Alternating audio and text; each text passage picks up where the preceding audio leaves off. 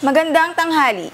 Ngayong Semana Santa, marami ang mas pinili na manatili sa Metro Manila sa halip na magtungo sa mga lalawigan. Ayon sa ilan, masaya naman daw sila na makasama ang kani-kanilang pamilya sa pagninilay-nilay ngayong Semana Santa.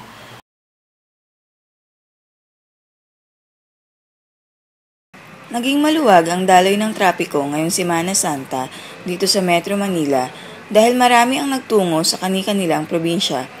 Ngunit may ilan din sa ating mga kababayan ang lumuwas pa galing probinsya upang dito magdaos sa Metro Manila ng mahal na araw. Ang iba naman ay mas pinili ang mag-staycation kasama ang kanilang pamilya. Marami din ang nagpunta sa mga pasyalan tulad ng parke upang hindi mabagot sa kanilang mga tahanan. Ayon sa ilan, masaya naman daw sila na makasama ang kani-kanilang pamilya sa pagninilay-nilay ngayong Semana Santa. Ako po si Carla K. Frondoso, nag-uulat.